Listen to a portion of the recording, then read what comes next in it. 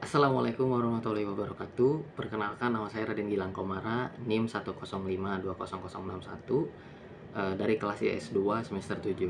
Di sini saya akan menjelaskan tentang apa sih itu tata kelola sistem informasi, apa manfaatnya, kemudian bagaimana cara implementasinya. Oke, langsung aja. Oke, gas. Tata kelola sistem informasi adalah kerangka kerja yang memastikan teknologi informasi dalam sebuah organisasi berjalan sesuai dengan strategi dan tujuan bisnisnya. Ini bukan hanya tentang IT, tapi juga mengenai bagaimana IT bisa mendukung pencapaian tujuan organisasi secara keseluruhan. Ada beberapa komponen kunci dalam tata kelola sistem informasi, termasuk kebijakan dan prosedur, struktur organisasi, peran dan tanggung jawab, serta standar dan teknologi. Semua ini bersinergi untuk menciptakan lingkungan IT yang efisien dan efektif sesuai dengan tujuannya. Lalu apa sih manfaat dari penerapan tata kelola sistem informasi ini?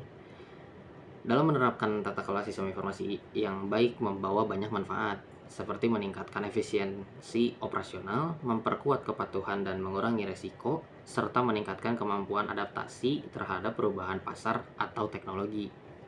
Jadi nggak ketinggalan tuh si perusahaan tuh gitu.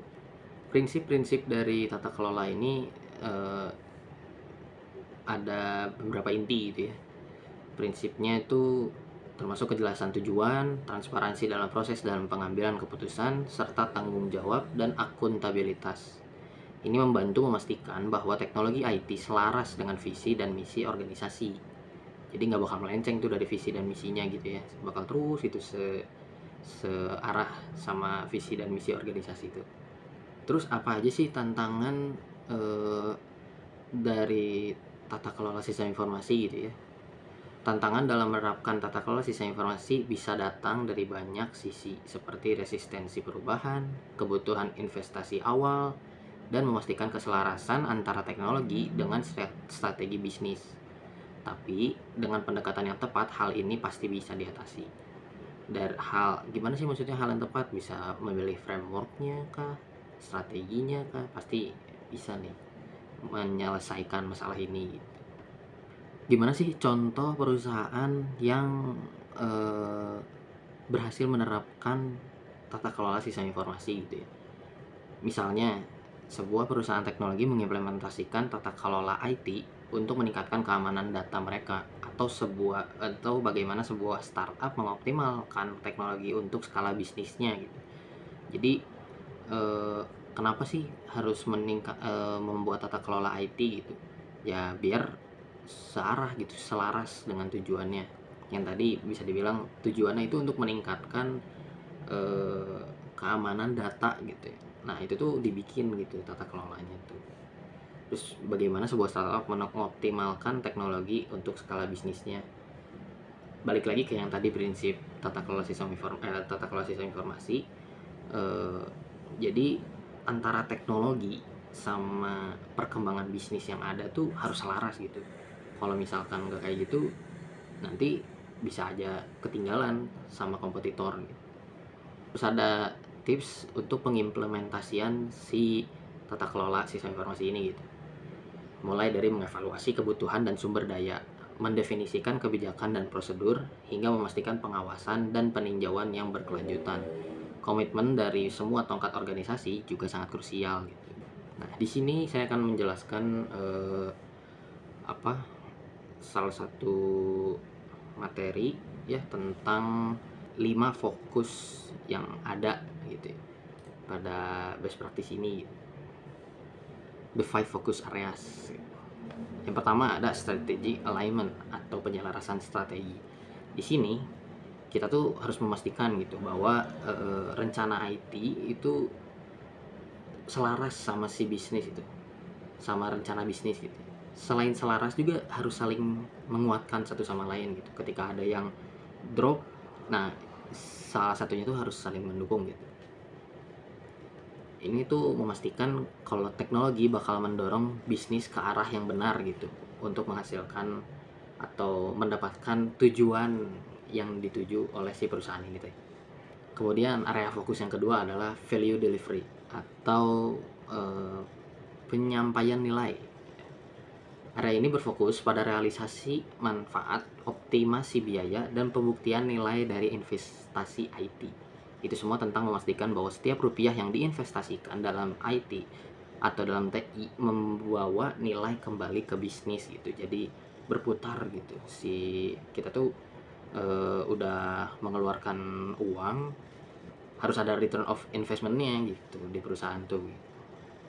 Kemudian ada fokus area yang ketiga, yaitu resource management atau manajemen sumber daya. Di sini kita bicara tentang pengelolaan sumber daya TI secara efisien, orang, aplikasi, infrastruktur, dan investasi. Area ini memastikan sumber daya digunakan secara optimal untuk mendukung tujuan strategis. Kemudian yang keempat ada risk management atau manajemen risiko. Pentingnya mengidentifikasi, menilai, dan mengelola risiko IT tidak bisa dilebih-lebihkan gitu. Jadi ya harus real, harus sesuai gitu. Di sini kita juga memastikan kepatuhan terhadap kebijakan dan regulasi yang berlaku. Jadi tetap harus mengikuti peraturan, kebijakan, regulasi yang ada gitu. Nggak bisa kita jalan sesuka kita gitu ya. Karena kan ada aturan-aturannya yang udah diterapin gitu. Kemudian ada area fokus yang terakhir, yaitu performance measurement. Ini juga nggak kalah penting, pengukuran kinerja tuh ya. Area ini fokus pada pengukuran dan pelaporan kinerja IT, memastikan hasil yang diharapkan itu tercapai gitu. Jadi bakal kelihatan tuh apa aja yang udah dicapai, apa aja yang lagi progres gitu, itu kelihatan di sini gitu. Ini tentang pemantauan terus-menerus dan penyesuaian strategi yang diperlukan gitu. Jadi dari eh, pemantauan ini juga nanti kita bisa ngelihat nih, apakah perlu ada strategi yang baru atau tetap menggunakan strategi yang sudah dijalankan gitu. Nah, itu aja dari saya, gambaran singkat tentang tata kelola sistem informasi dan 5 area fokus utama dalam IT governance. Dengan memperhatikan kelima area ini, sebuah organisasi dapat memaksimalkan nilai TI, mengelola risiko, dan memastikan TI mendukung tujuan strategi bisnis perusahaan tersebut. Mungkin cukup sekian yang dapat saya sampaikan di video kali ini. Sebelumnya terima kasih kepada Pak Yefri yang telah mengampu kami dalam mata kuliah tata kelola sistem informasi dan telah menyampaikan ilmu-ilmu yang sangat bermanfaat bagi kami sebagai mahasiswa. Semoga kedepannya ilmu ini kita dapat implementasikan secara real di dunia kerja nanti. Dan mohon doanya buat saya dan teman-teman saya yang ada di kelas IS2 untuk dimudahkan dan dilancarkan ke depannya, biar bisa mendapatkan pekerjaan yang sesuai dengan jurusan kita gitu, untuk mengimplementasikan ilmu-ilmu yang udah kita dapat di mata kuliah tata kelola sistem informasi ini. Sekali lagi terima kasih kepada Pak Yefri. Semoga Bapak sehat selalu, dipanjangkan umurnya, dimudahkan segala urusan dan rezekinya. Sekian dari saya. Assalamualaikum warahmatullahi wabarakatuh.